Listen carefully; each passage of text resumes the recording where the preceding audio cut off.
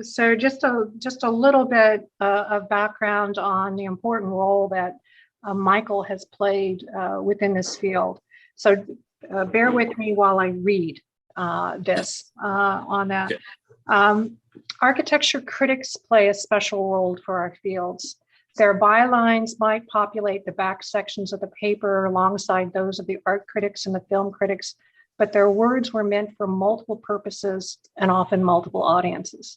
Nevertheless, most of us know these critics, and they became well known within our industry because of their takes on contemporary architecture.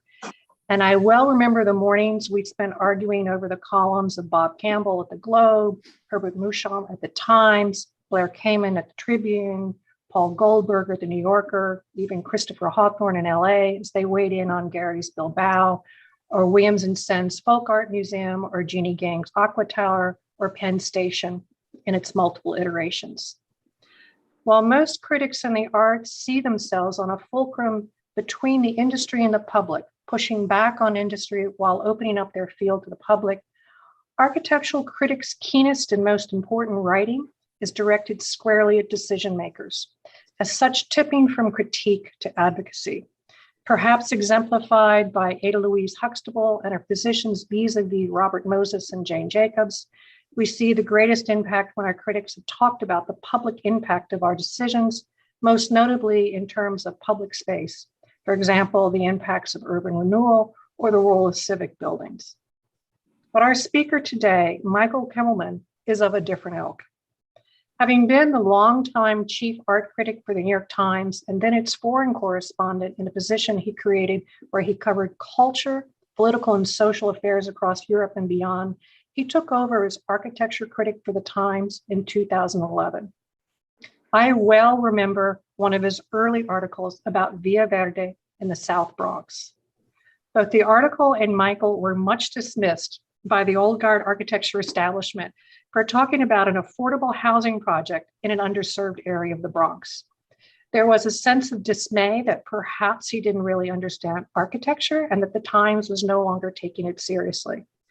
But that was his opening salvo in challenging the capital A of architecture and instead examining the agency of what we do and what we make. For me, the most notable shift in his criticism is away from a form-based determinism toward questions of instrumentality. These questions expanded the domain of architecture far beyond the limited context facilitated by form and toward deeper issues of equity, of accessibility and affordability, and to the crises of climate change, social unrest, and refugees.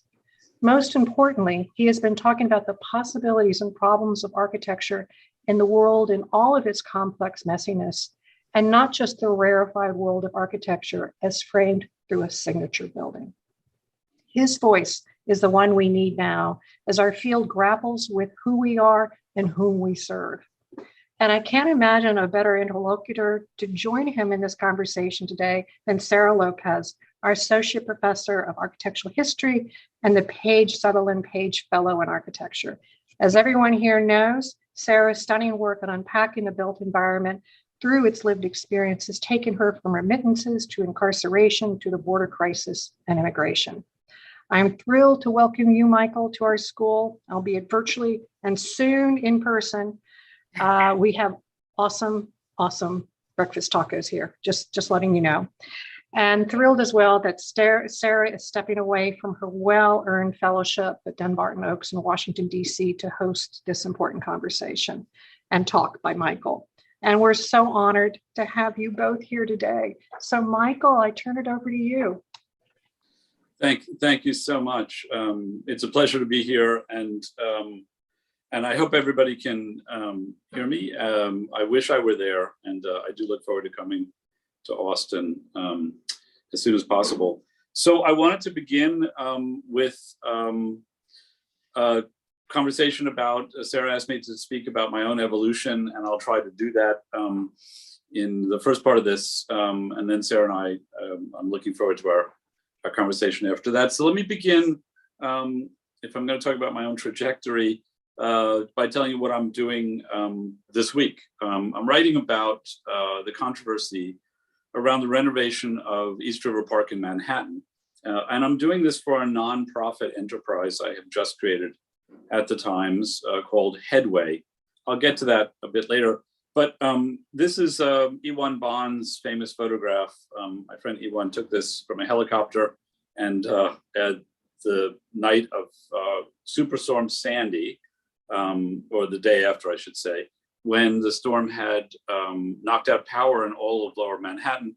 And I'll just point out that one really bright, tall building there is the Goldman Sachs building, the only building that was lighted in Lower Manhattan, except Battery Park City next door. And then if you look along the left side of the island, I'm sorry, the right side of the island of the picture, that's the East River, and that's the Lower East Side and the East River Drive, called the FDR. And that's where the East River Park is that I'm going to be writing about. Next slide. So, sorry, Sarah, yeah, thanks. So this is what happened when Superstorm Sandy came in. The waters rose, and they came over the park and over the highway there and flooded the neighborhood. Next slide. So this neighborhood was created really in the 1920s, 30s, 40s, and 50s, when there was a kind of ambition, a grand ambition, New Deal, the WPA, urban renewal, and the remaking of New York.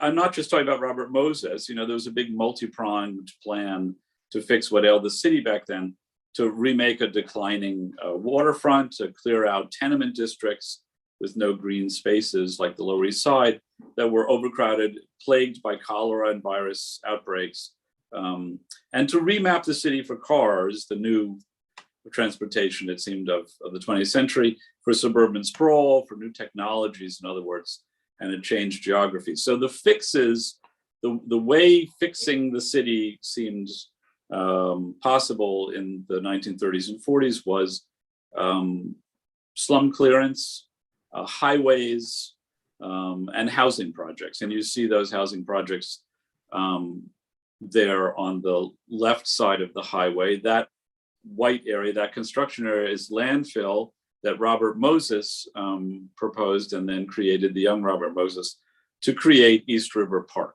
which we'll be talking about briefly. Next slide. Those housing projects, you know, dominate. There are dozens, definitely, of affordable subsidized projects built on the Lower East Side. And you see the layout there, which was housing projects, highway, now called the FDR, and then the park, and typical Moses design for a park, a kind of railroad car of enfilade events sandwiched between the promenade along the waterfront and the highway. The next slide. And the first of those housing projects was called Vladeck Houses. It opened in 1939. You know, essentially the idea was the poor were concentrated along the formerly industrial waterfront, which was undesirable because it was crumbling industry, but also because it was disconnected from public transit. And of course, being on the waterfront, it also was the most vulnerable when Superstorm Sandy hit. So if you look at the next slide, this shows you the morning after. And the next slide shows you how there was that, you know, Goldman Sachs was fine, but the people living in these housing projects, many of them seniors, and others trapped without electricity on upper floors in buildings designed with windowless stairways.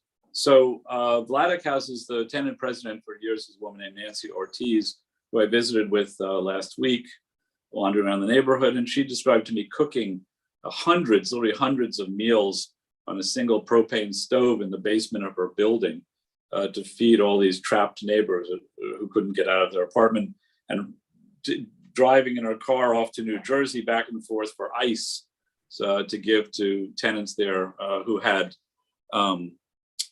insulin that needed to be refrigerated. So if you go on to the next slide. So after Sandy, there was a project in the Obama administration called Rebuild by Design.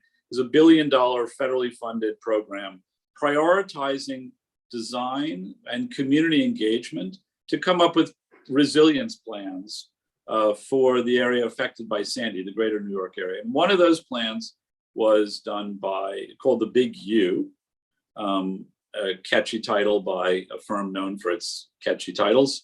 That is Big, the Bjarke Ingels firm, in collaboration with One Architecture, whose managing partner there is Matthias Bau, a Dutchman, also based here in New York, working with Arcadis, James Lima, and others. And you see what it consists of: a ribbon of protections that would stretch around all of Lower Manhattan. Next slide. So it would be broken up into different parts. If you see there at the upper right, the East Coast, East Side Coastal Resiliency Plan is basically the East River Park. And then there are other parts to it. 2 bridges are between Manhattan and Brooklyn bridges and so forth, stretching all the way around. It's a project so enormous that it would take obviously decades and hundreds of billions of dollars. So the idea of the feds in collaboration with the city was to focus on the part that had affected public housing residents, which was the East Side Coastal Resiliency part, that part along the East River.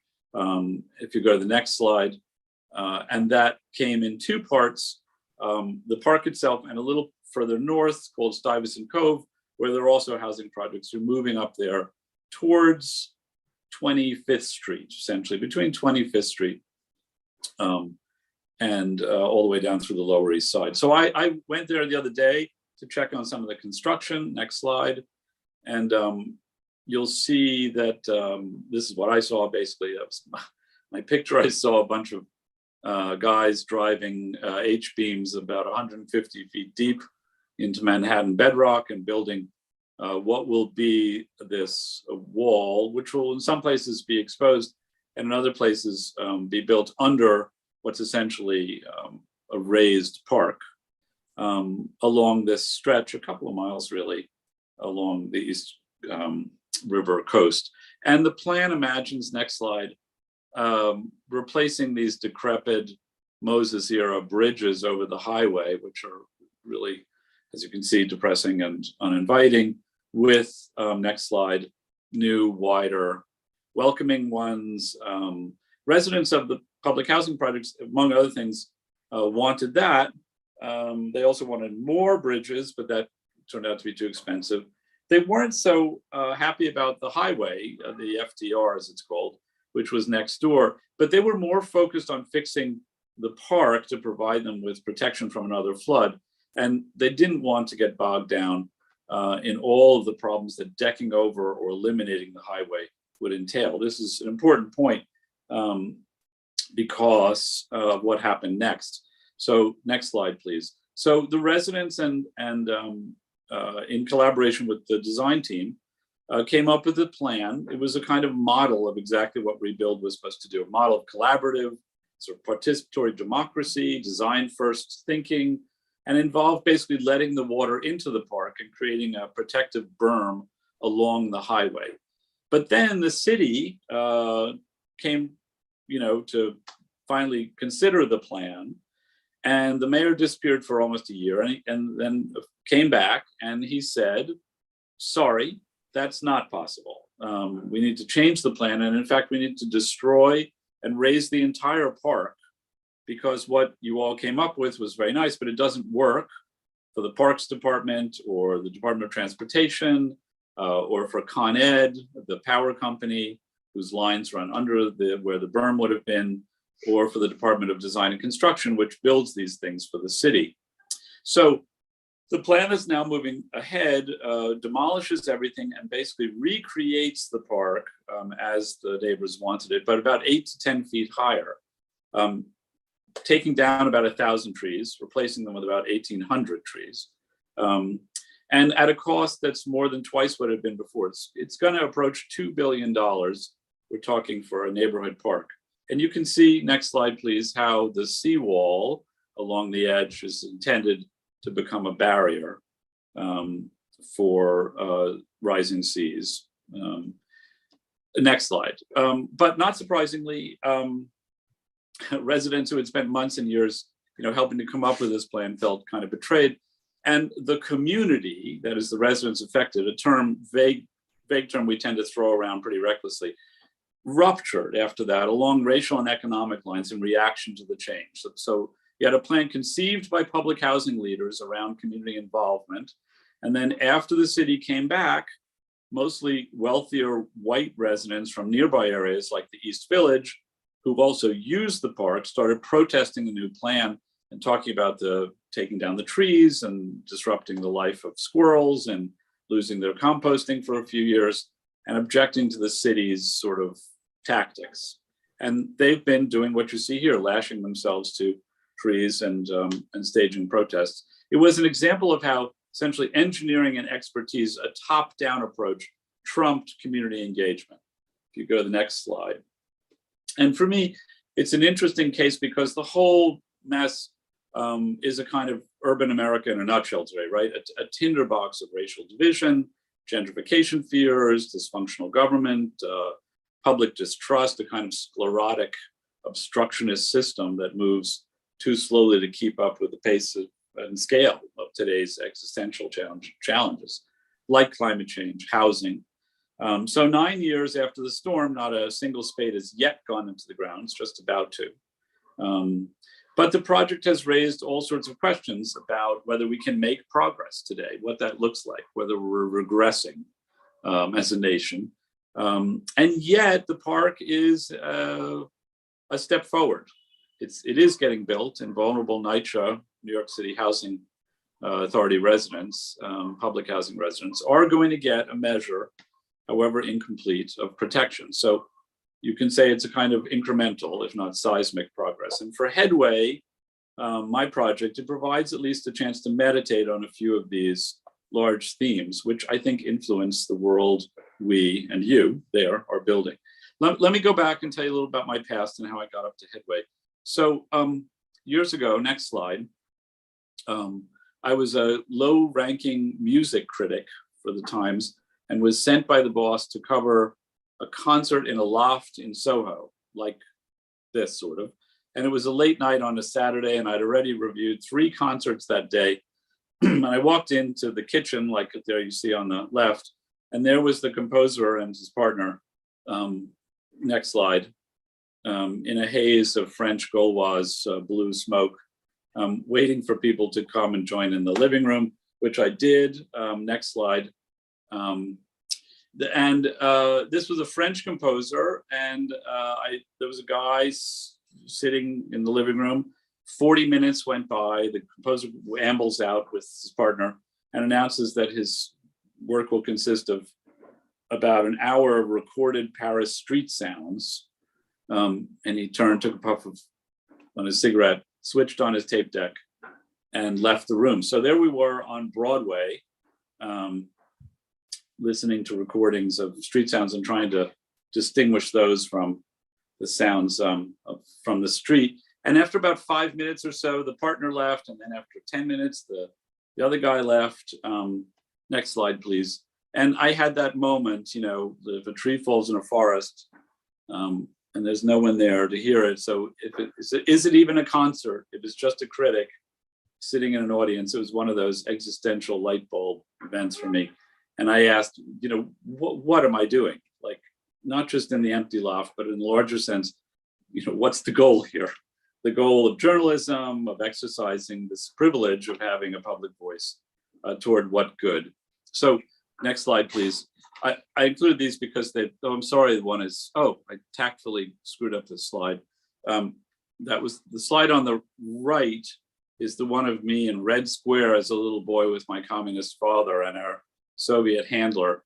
And the one on the right is me, I'm really embarrassed to say, in Hanoi talking to a bunch of high school kids when I was there as a young man with my father. I grew up in Greenwich Village in the city in a household so left-wing that my father, who was a surgeon and a wonderful man, but a devout true believer in the Soviet Union, he thought the New York Times was run by the CIA. So he spent his free time kind of like a Talmudic scholar, scouring the newspapers, citing, circling paragraphs and underlining sentences. He was trying to decipher government secrets and messages that he believed would show that the end of capitalism was nigh. And our house was a sort of way station for famous lefties. And there were a lot of books and magazines and journals that really gave me a sense that writing was something really important, kind of missionary work, that public discourse was a service and duty. But also, I saw that my father was not really right, that he saw the world in black and white, and that the world was actually rather gray. So calibrating shades of gray was a kind of interesting to do if you're writing about music or art. But after some years of doing that for the Times, it left me feeling a little sidelined and dilettantish, and it had not been what I had done in my academic studies when I had studied history and politics, and then worked as a magazine writer between undergraduate and graduate school. So I became very restless, and I asked to do a different gig for a little while. And I went to Europe, and as the dean said, I cooked up a column called Abroad, which went to the Middle East and all across Europe, looking at the intersections of politics and society. And I wrote about Putin's crackdown on the arts and on negritude and the Pied Noir in France. And I wrote from Baghdad and Gaza and so forth. And then I came back. Next slide, please. And the first thing, as the dean said, is I wrote about Via Verde, which is actually I returned about a decade ago to the day. This was a brand new housing project in the South Bronx designed by Datner and Grimshaw. A very complex project that put a premium on quality architecture as a kind of symbol of community pride and of investment and equity in this, one of the really poorest neighborhoods in the city. And it had a lot of bells and whistles too. There was a community garden and on-site health facilities, because residents had said that they were concerned about alarming levels of neighborhood asthma and diabetes and obesity and the absence of fresh food.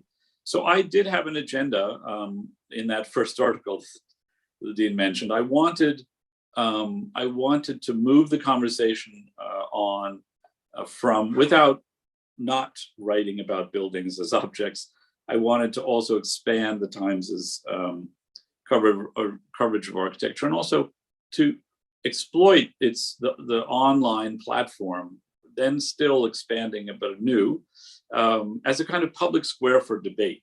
I wanted to write about not just architecture, as a livable art form, but really about how we live. Next slide, please. In other words, I wanted to write about the built world and all that implied. So in the case of Via Verde, the role of that community garden and of health and of new subsidized housing models, mixing new ownership with Section 8 housing and so forth, all that had shaped the design and therefore to me seemed integral to the story. Next slide. And I began to ask around about other things in the city that had not been talked about a lot in recent years, like Penn Station, one of the grimmest places in the city, which services 600,000 poor souls a day. The population of Boston goes through this underground rat's maze. And I wanted to know, what might happen there, and also how I could use the expanding tools of the Times, digital tools, video, graphics, and so forth, to sort of not just describe these works and the way architecture functions, and we move through it, and the sounds that are created in the spaces we make, but also to engage people in different ways with the built world. Next slide. So I asked an architect named Vishaan Chakrabarty and his colleagues at POW to reimagine Penn Station. You see here the same view if one were to leave the shell of the existing Madison Square Garden and create this large open space in its place that would open up the same place essentially to the tracks underneath. Um, I was never saying this was the only way to do design, but it was a way of saying, look, I'm not here just to give a thumbs up or thumbs down to stuff. I'm here to help stimulate conversation and provoke responses, and as the dean said, nudge politicians and advocates towards some path forward. Next slide. So to me, this was truer to the breadth and complexity of the jobs that architects and planners and designers have, which is a whole lot more complicated socially, technically, and otherwise than, say, what painters and musicians do. And it opens onto the built world in all its implications. And that, for instance, led me to take on a climate series, going around looking at various cities around the world. Mexico City, the Pearl River Delta in China, Houston, Jakarta, and Rotterdam. This is Mexico City. The idea was that climate, can seem a very abstract and far off challenge until it is experienced firsthand by a hurricane or storm. And then we often, tend to forget soon after we're amnesiac species and very distractible and myopic. So instead of talking about, obscure Pacific islands that may disappear by 2080, I thought it would be a good idea to talk about how climate change relates to cities now. Climate change is, after all, an opportunistic threat. It recognizes, exposes, exacerbates all of society's problems and ills, our economic priorities and failures, our infrastructural weaknesses, our political and racial and geographic schisms. Next slide. Mexico City is in fact a sinking city, as its lakes and aquifers have been drained, and the landscape around it that used to capture water has been paved over with asphalt and concrete with development, making the water supply and its extremely unequal distribution between rich and poor increasingly precarious at a time when climate change, with its extreme and unpredictable weather, acts as a kind of accelerant for problems. Next slide. And so I ended up in the highlands of Xochimilco, visiting with this family, the family of Diana Contreras Guzman, who live in this shanty of corrugated metal and cardboard. And they, to get their water, have to have it delivered by donkey every day, and at enormous cost, at a cost of something like 100 times what it costs rich people on the west side of Mexico City.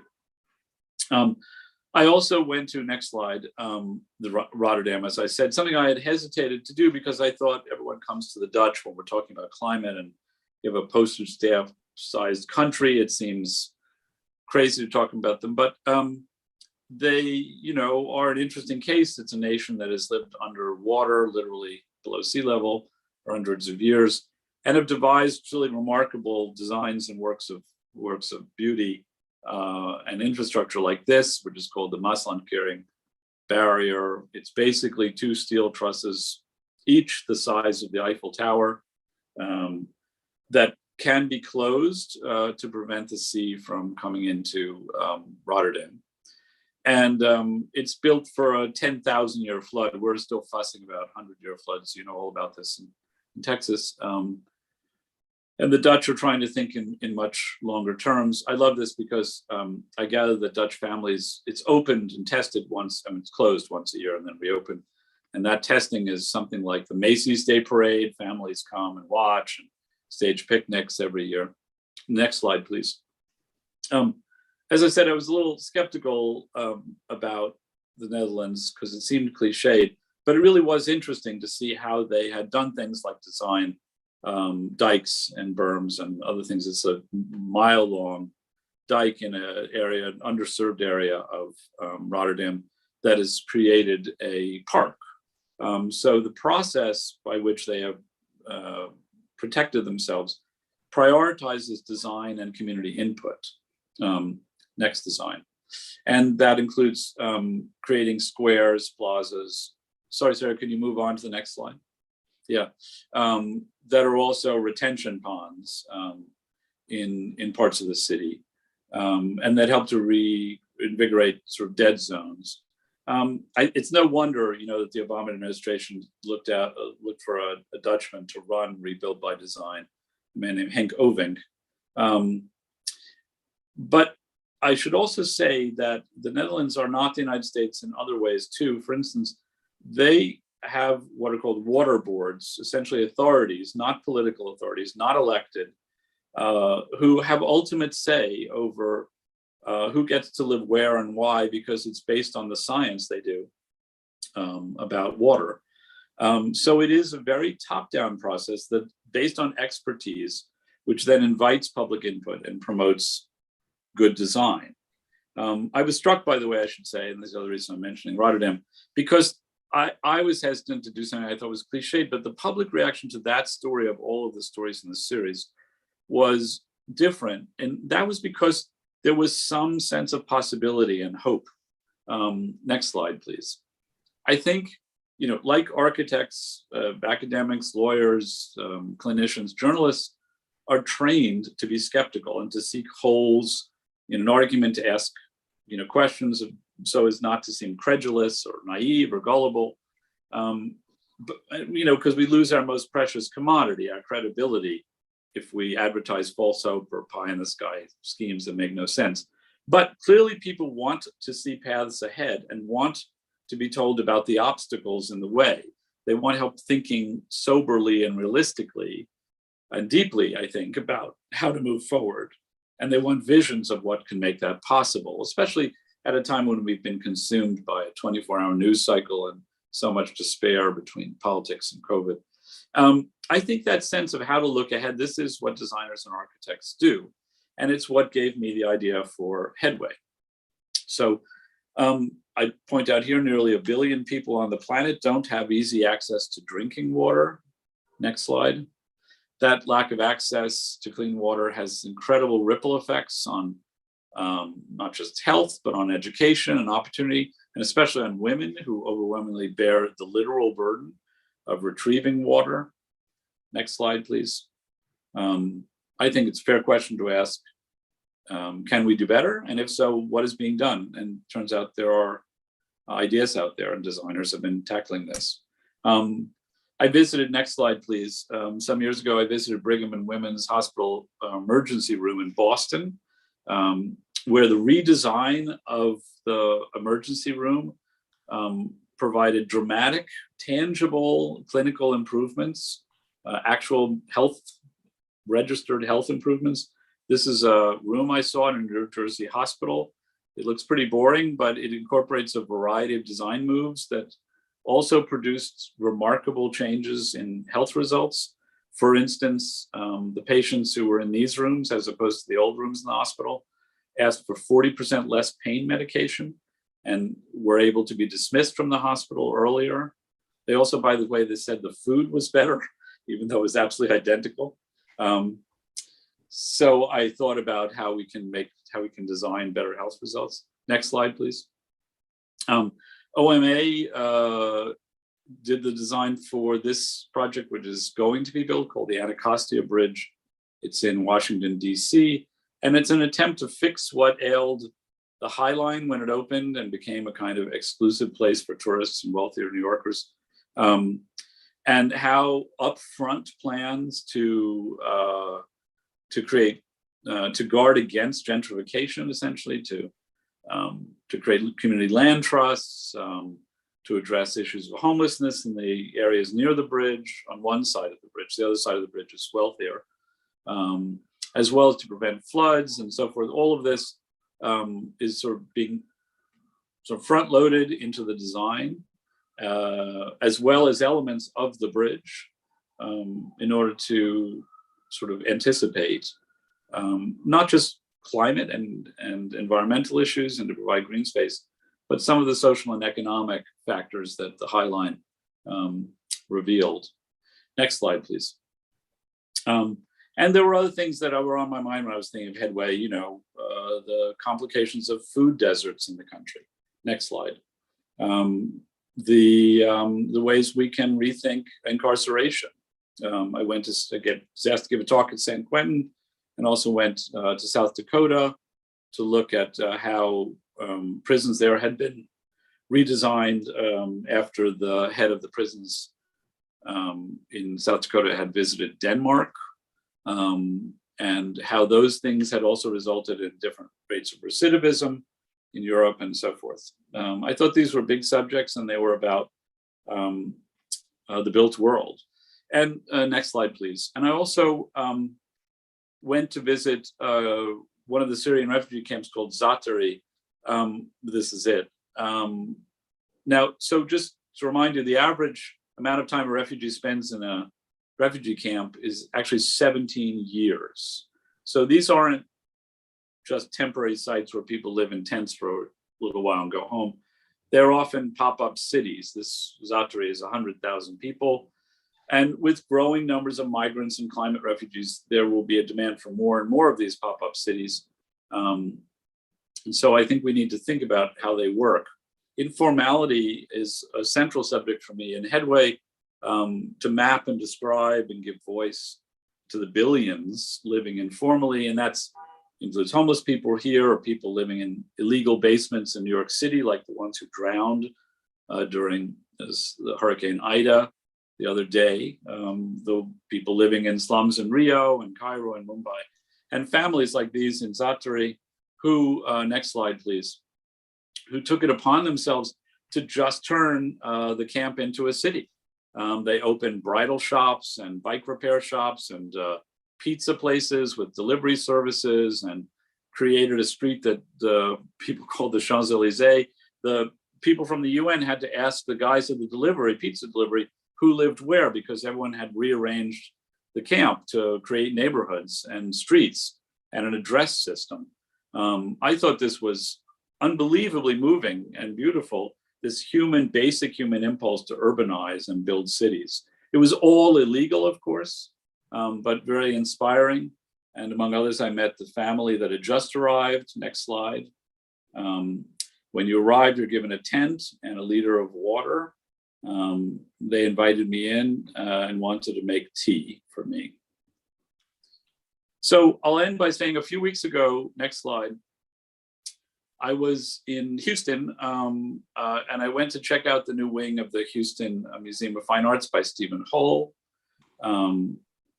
which you see here, and also the newish Menil Drawings Institute by Jonathan Markley, and the refurbished Rothko Chapel by Architectural Research Office, which is based in Brooklyn, along with George Sexton, did the lighting, and Nelson Bird Waltz, which is the landscape architecture firm.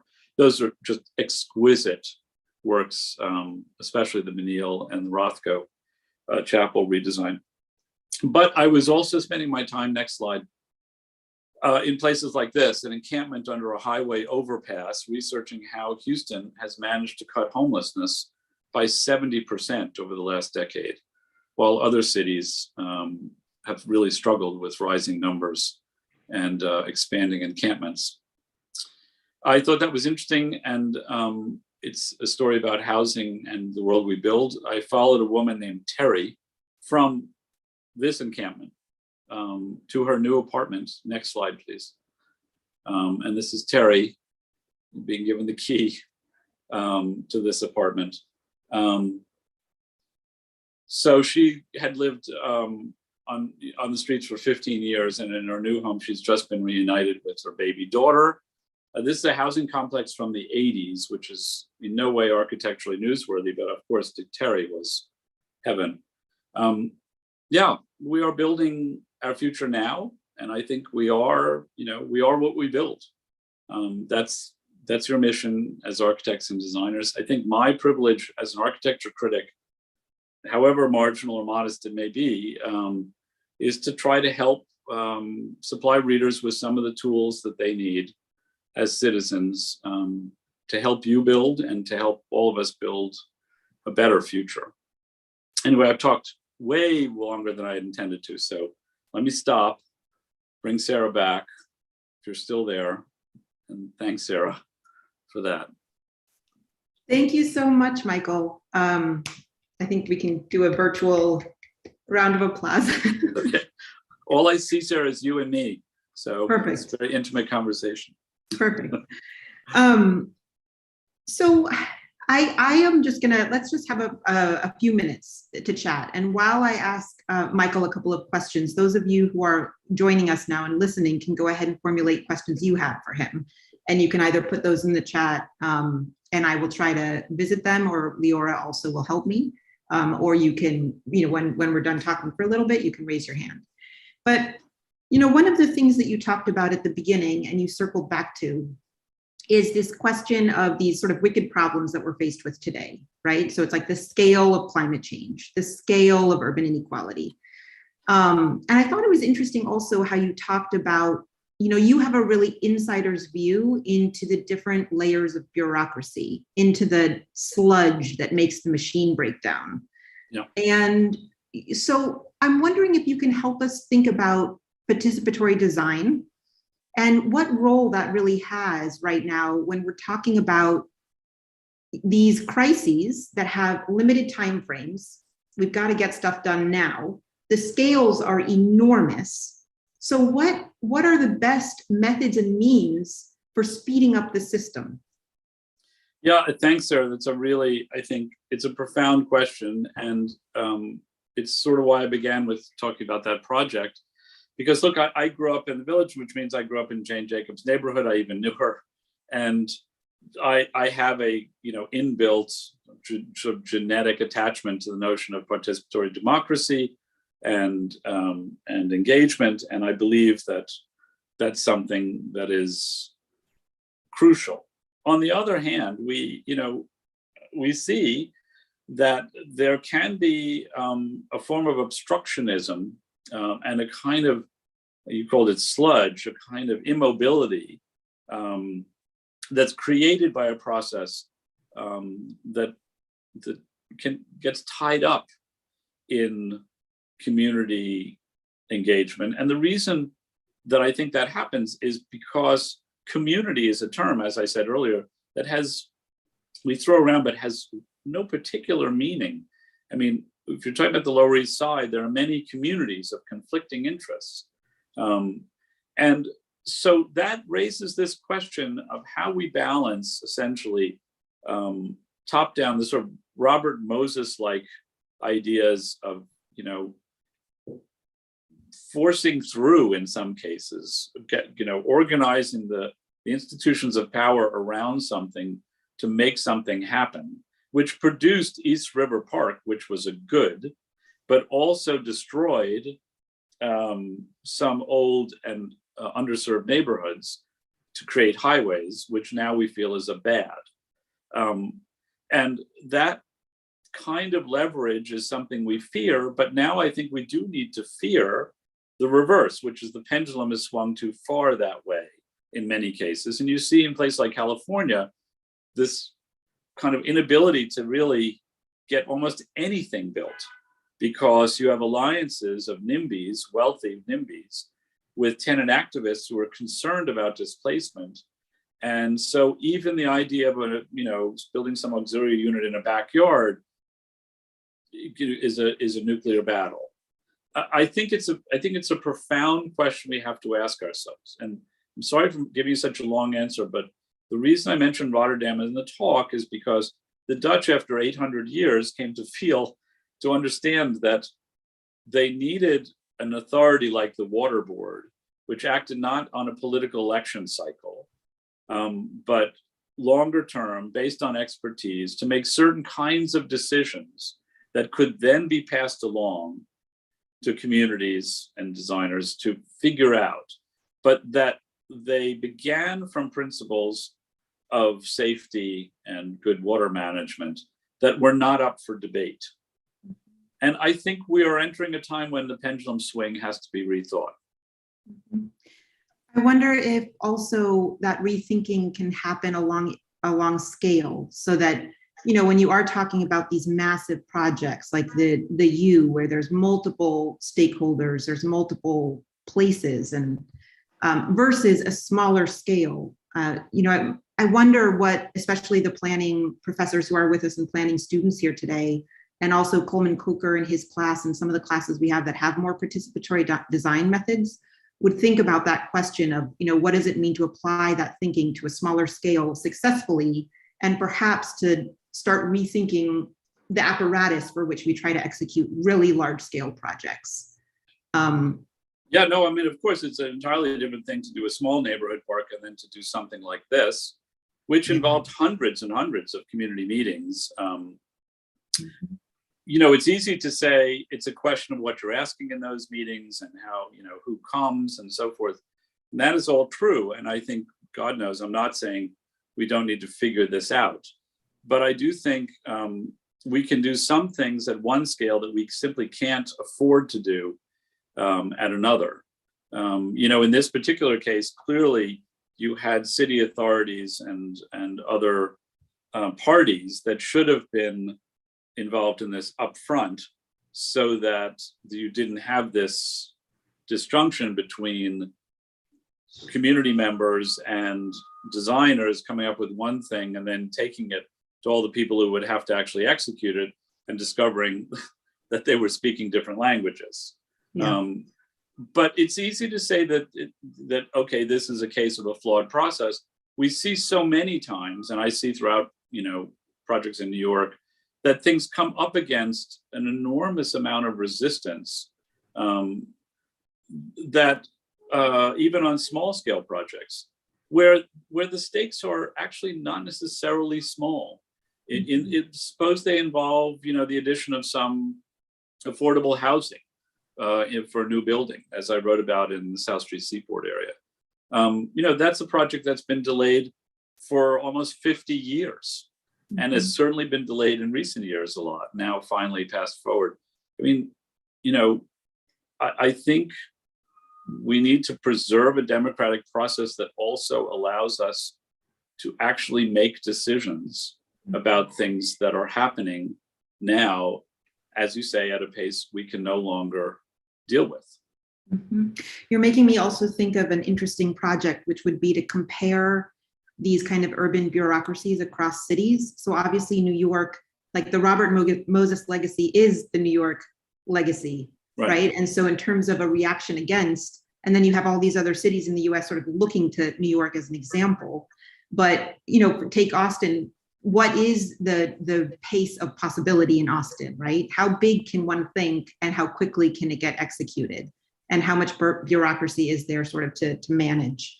That might be an interesting way to think about tackling it. Yeah, I mean, yes, I think that's true, but I also think it's not just New York, it's across, and by the way, it's not just the United States. I mean, these are problems that, you know, these questions of NIMBYism and obstructionism are, you know, true in Paris, and I lived in Berlin. It's true most places. I just think that we have in this country a kind of maybe we're born from a notion of private property and individual rights, and we don't have the same notion of the social contract that allows for the trade-offs that, say, many Western European countries ultimately will come around to. Yeah. So think, you know, there's plenty of NIMBYism even in the Netherlands. Yeah. It's a human thing to want not to undo something that you feel is yours and is working. And the social contract is so important, and it is the spatial contract, because it is, you know, the spatial area is the social area that we share and that we're, you know, we hope to transform. I have one more question, one more sort of little thought, and then I would like to open it up. So, you know, as you were talking, I started thinking about, you know, who designs today, right? So I know that some people would argue that it is developers and clients that design. I know I've had a lot of students who have expressed concern because they're really interested in contributing to transformative work in the built environment, but they have said to me, I think my future is probably going to be designing high-end houses for wealthy people, you know, in terms of being realistic about what the options might be. When you know, from looking at all these projects you've seen that are across a huge spectrum of design types and places and scales, what possibilities are there today for designers specifically, for architects in the profession in terms of repositioning themselves maybe within the field, or really trying to make sure that they insert themselves in meaningful ways in the design process kind of writ large? I mean, I need to begin by saying I believe that architects have to be able to not just make a living, but to decide what interests them and to pursue that. If it is through the design of houses for wealthy people or doing museum expansions that one can actually fulfill one's desires and dreams and talents, that's great. That's fine. Mm-hmm. I think, it's not that the only thing that an architect should do or the only thing that I should do is write about public housing or issues of social welfare and environmental justice and so forth. I do think, though, that as a profession, architecture sort of got itself in a bad spot by leaning into the perception that it was only a luxury item for very few people, and that it doesn't have a role beyond that, that the only reason people would want to talk to an architect is if they were really rich and wanted to get some fancy, new home or something. I think that shortchanges all of the complexities of being an architect and the profound skills that architects and range of skills that architects have. And I will say that I think, probably I can't speak for the students who I wish I were there to see, but I suspect, and my sense from teaching at Columbia and being in other places, that students have a different attitude now towards what the possibilities are for them, and for more diverse practices, and also for practices that may involve taking on more responsibilities than just sort of designing something, for actually being involved in the entire process. And that, I think, that opening up of the profession to a wider variety of both economic and design possibilities is great. I have the easy job. I can just talk about it. They have to do it. But I do think, we are in a changed climate from some years ago, and that should open possibilities for architects if they themselves are open to the idea of doing more than just, as you say, designing houses for wealthy people.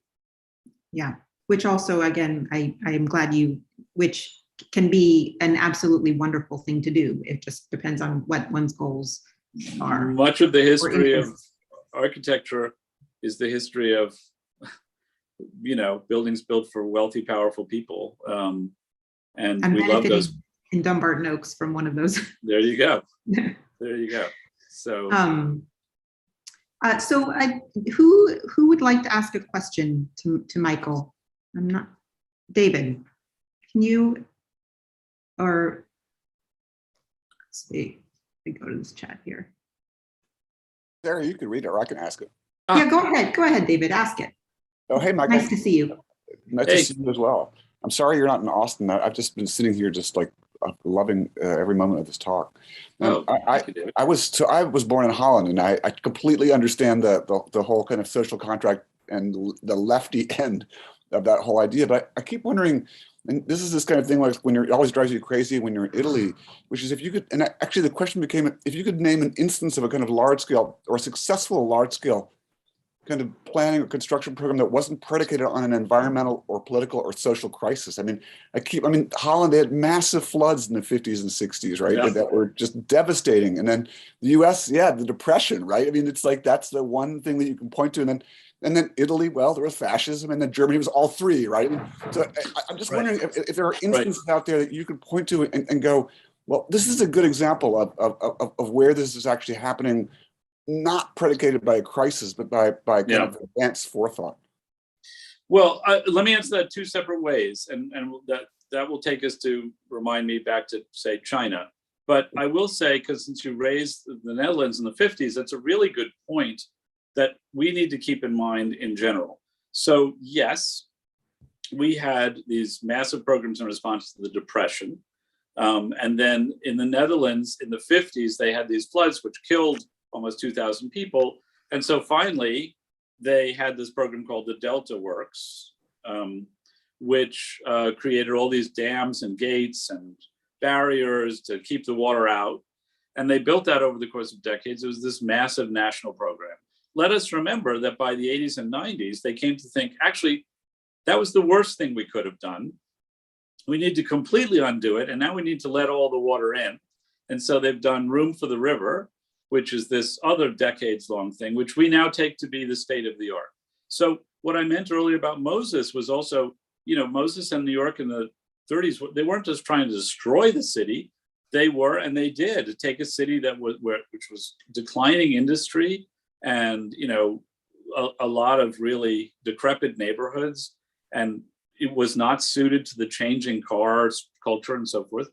And they redesigned it, and all of the things that they did, the public housing projects, the highways along the water's edge, all of those kinds of things are now looked on as what we have to undo. So it's worth remembering that these big scale projects. But to answer your question, I think there's always some large motivator, and that might not be a crisis, but it might be an ambition, especially in authoritarian regimes. So look at the Soviet Union, look at China in recent years. Shenzhen had 35,000 people in it in 1980. It's now a city of 12 million. That wasn't because there was a flood in Shenzhen. It was a fishing village. It's because the country decided to invest there and create a new economic structure. So yeah, it does take large scale thinking and often some crisis, but that's who we are as a people, unless we're dictated by authorities who just make decisions for us. Is that an answer, sort of? Yeah, it's the scary answer, right? It's the one where you go to Rome and you go, everything that was good here was done by authoritarians, right? Yeah. And it drives you absolutely up the wall. I mean, it makes you sit there cringing at the fact that you're enjoying yourself. You know what I'm saying? Like it's this kind of this really truly terrifying aspect. No, I'll let this go elsewhere. I mean, I do think the Dutch are an exception to the rule. I mean, in their own strange way, and largely because for some bizarre reasons they managed to be cohesive about water, at least. So.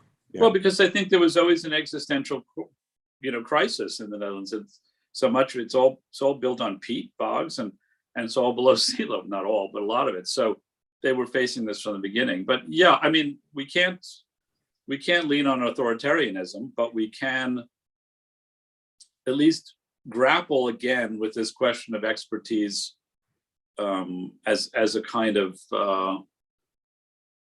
as a kind of balance, counterweight to participatory community involvement. There's something about the balance we need to tinker with, maybe. Great. Juan? Yes. Hi, Michael. Juan Miro, I'm a professor also at this school and an architect. Hey. And I've been reading the New York Times for 30 years, so I love to follow whatever you write. So thank you for talking to us. I like David said, I wish you could be in Austin. We could extend the conversation maybe after, the lecture with lunch or dinner. I'll come down. Yeah. So I wanted to play a little bit the kind of contrarian take here a little bit, especially when talking with David, proud Dutch as he is. I just wanted to mention how easy it is to forget a lot of things when it comes down to this conversation. We end up very quickly in Denmark and Dutch as the pinnacle of the best things in the world. Right. And I really have a hard time accepting it. I mean, in particular, in the context of what we're talking about, the global warming and the heating and the planet, and the fact that the Dutch can do all this engineering work because they're wealthy and they have a lot of money that is being generated by many years of exploiting the resources all over the planet. I mean, in Nigeria, they have a disaster in the Delta that I can tell you that probably the experts were not having a voice the way they were having a voice in issues in the Netherlands itself, like, right? So there's rotting pipes, there are a lot of things that are happening in the Amazon. So I think that it's very strange that we can still play these two cards of like seeing why are these countries leading these conversations. In part is because they are the ones that cause the problem and benefit from the disasters that have been created. So I think at some point Shell was responsible, just one single company, for, I don't know, 2% of the green gas emissions in the world. Yeah. So it's really serious in the sense that it's not a small part, and it's a hugely, profitable, and it's almost the essence of the successful Dutch economy in a way. So, yeah. Well, let me to interrupt for 1 second to add. I believe recently there was a survey of the most, who are the carbon criminals in Europe, and I think the Netherlands was either number 1 or number 2 of all the countries in the region. So while it sells, and I mean that literally, its expertise in water management and climate-related stuff abroad, at home it has been particularly nefarious and bad. So I'm not disagreeing with that. I couldn't agree more. Just wanted to add one comment, Michael, that I think sometimes the unintentional results of how we present things, that I'm thinking about my students, and I've been going to Mexico for 20 something years with students. I teach a studio there in Mexico, and I've been everywhere in Mexico to all the parts, the good, the bad, the in between. But I think that is also very strange that if someone is casually a student looking at this, your presentation, you chose to show us 2 images of Mexico City, and before you jump into the Dutch marvels of engineering, the 2 images of Mexico City were, really a godforsaken place with poverty, and that's a very easy way to perpetuate many times how a student that casually doesn't know anything about Mexico thinks about this. Okay, Mexico is a horrible place. The Dutch are fantastic. So I know that just not your intention, but it's very It's very easy. It's very easy to get that perception for someone that is not knowledgeable on Mexico. I know that Mexico has many layers. I know that layer is very real, the one that you're showing, but it's very easy to have a very quick summary of the things that I've seen that is reduced to that. Dutch are good, they know what they're doing. Mexico is a whole disaster because look at what I mean. There are a lot of incredible accomplishments in technological and all that. So I'm teaching Mexican architecture. I go to Mexico. I love Mexico. So I'm very critical also of the things that are not properly done. But I think it's sometimes this quick way of reducing things just makes a little bit of very easy to perpetuate some of the preconceived prejudices that a lot of people have. Yeah. Well, sorry that is a little bit of a downer, Michael, but I just wanted to mention it. No. First of all, that I'm grateful you said that. And, I was choosing 2 things from a long series of huge project that I did as a contrast. I'm sorry. I think that you're right, that creates an impression that I not only didn't want, but don't believe.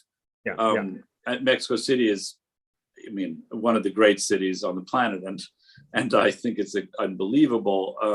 So forgive me for creating that contrast, and your students, I hope, know better about Mexico City. But you raise a good point as well about holding up the Dutch and stuff. I'm not really trying to hold up the Dutch, except to say that I think there are questions we need to ask ourselves as well about governance and about how we deal with large-scale crises. And in Mexico City, there are huge efforts to deal with the crisis of water.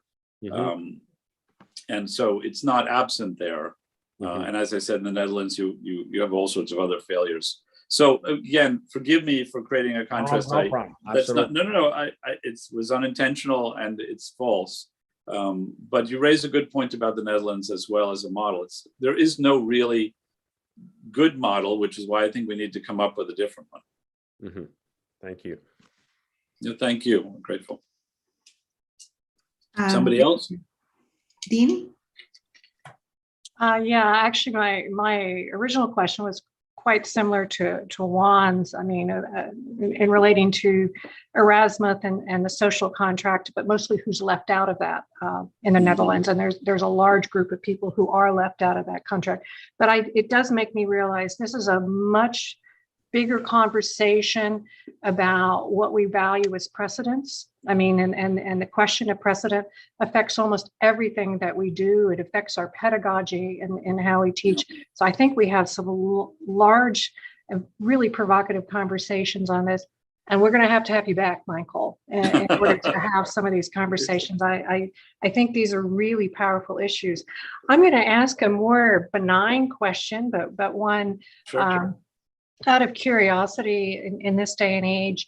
And particularly in the role of someone at, perhaps the most renowned paper in the world, but it's the increasing role of the citizen journalist that we see, and the proliferation of the citizen journalist. We certainly see here at the University of Texas this encouragement that everybody write op-eds. And so we see faculty bylines, we see these appearing everywhere through there. The intention behind that is to sort of get the word out directly, not through the mouthpiece, of someone assembling and producing it for us, but to get it out directly to the public. I'm not sure that it has much impact. I mean, part of it has to do with who actually reads, the self-selectivity of who reads certain papers or certain things, and as well as that it's almost like a shotgun approach. The sort of scatter shot of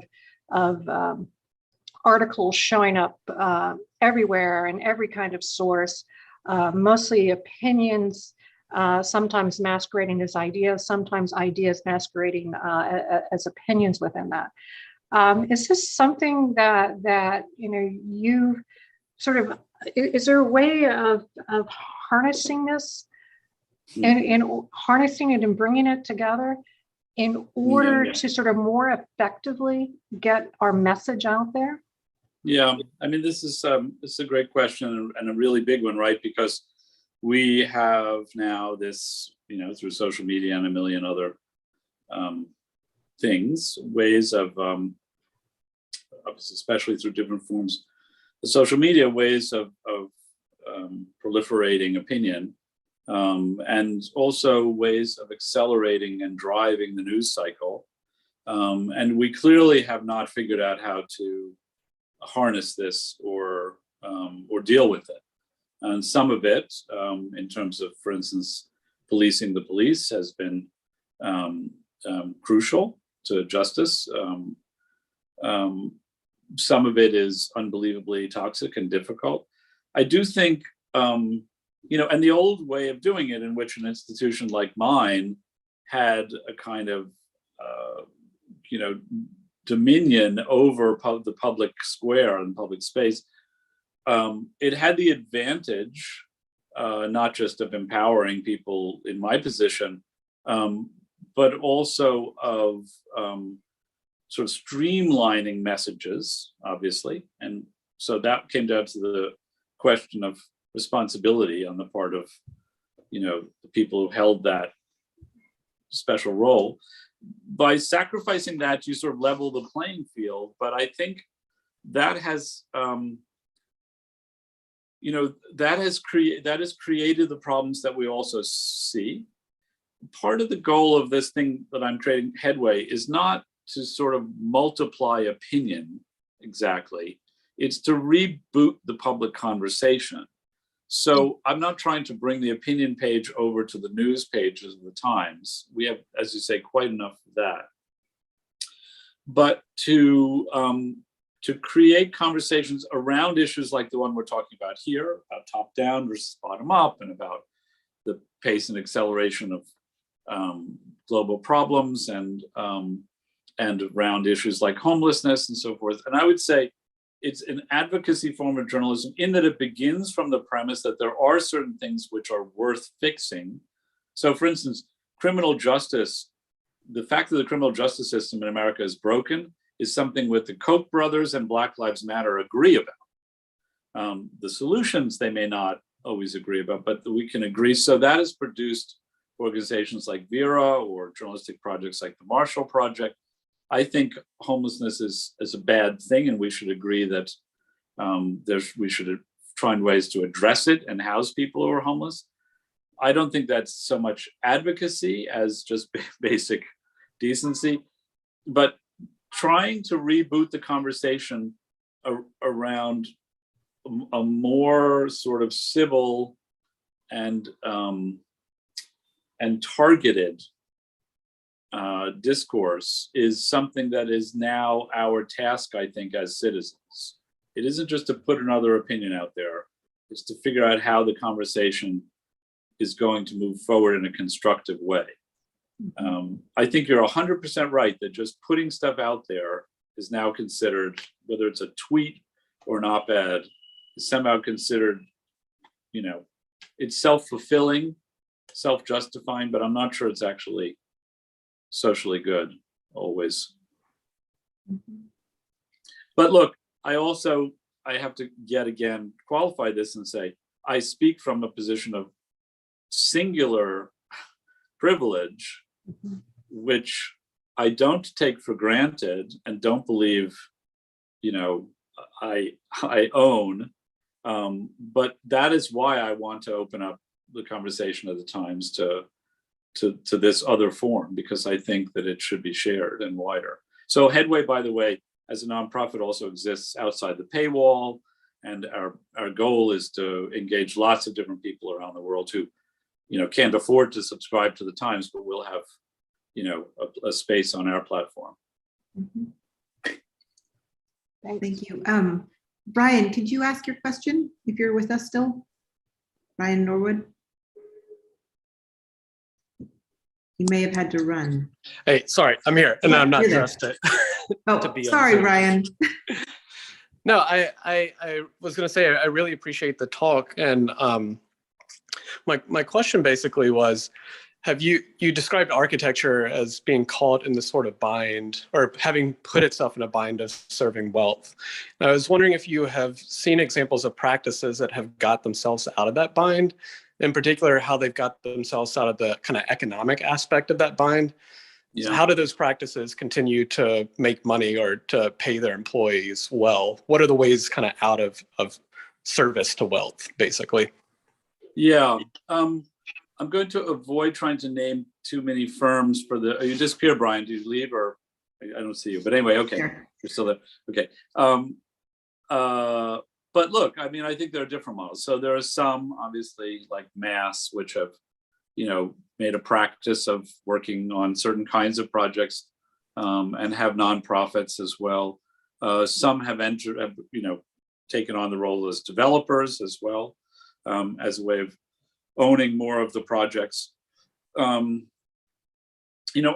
think it is difficult because often there's more financial risk involved, either because you are taking on more responsibility or because you're taking projects where the revenue streams are less reliable or less lucrative. So I don't think there's an ideal solution. And obviously there are some firms that mix profit and nonprofit parts, which I think makes sense. In the end, as for me too, you have to try to find a way to do what gives you a sense of, meaning. And that doesn't necessarily mean you're going to do the projects that are, the highest profile or pay the most, but one does have to pay bills. I've written about lots of firms who manage. I wrote about a firm in Jackson, Mississippi, which has sort of created niches for itself, doing sort of socially minded projects there, but there's also designed people's houses. It's a really interesting balance. It's a locally focused firm, and they, I think they've done very good work, and they are a pillar of the city. You're talking about Duval Decker. Duval Decker, yeah. Yeah, I'm from Jackson, Mississippi originally. Oh, there you go. Well, I ask as a historian that works in the 19th century, kind of the moment that architecture positions itself, and it does seem like there's a very deliberate choice in how architecture as a profession framed itself in relationship to making money. Yeah. It seems like Mass Design Group is one really good example. But I was kind of thinking about how do you build firms that can pay people living wages and continue to do practice? Where do you start to depend on revenue, basically? Yeah. I mean, if I had the answer, I'd be there. But yeah, no, I mean, it is a problem of the profession. And especially after one has gone through school and, one has bills to pay. And I mean, it's a serious issue, but it's not an unsolvable problem. And, I guess it's, as I said, I think there are different ways you could do it. I would say that people like, I think Rem thinks he's doing socially responsible things too, and that the diversity of his practice is, it speaks to not just his ambition, but to a whole range of functions that architects can have. I'm not disputing it. I mean, whatever. So, at lots of scales, I think it's a challenge. This is the other reason. I mean, I don't mean just blow smoke in everybody's face who's on this, but I mean, I think architects, I just have such enormous respect for not just the difficulty of what you do as a practice, but also this, you've got to run a business and pay people and make sure they, as you say, they make living wages. There's a lot that's going on here. And unlike, say, a physician, you cannot be guaranteed that you're going to be paid appropriately for it. So I see the problem, but I also think you guys are uniquely trained to address a whole range of problems, some of which involve building things. That I can't think of any other profession better situated to do this, better trained to think in the right ways and deal collaboratively. And so look, and sorry for joining on, but I mean, I think also this wealth issue, it wasn't just a practical matter. It's because if you do projects that have a lot of money involved, you are able to do things that push the language of architecture materially and formally. And that is also part of the job for many people. It should be. It's the history that we often tell. So it's not that money is evil. It's not about that. It's a question of balancing one's own ambitions with doing a sense of social good, I think. Mm-hmm. Well, I think that's a pretty fabulous place at which to end the meeting. I think it's a message we can carry with us forward. Michael, thank you so much. Such a pleasure. We are grateful. No, I'm grateful for you asking me, and I'll be there soon. Okay, looking forward to it. Okay. Yeah.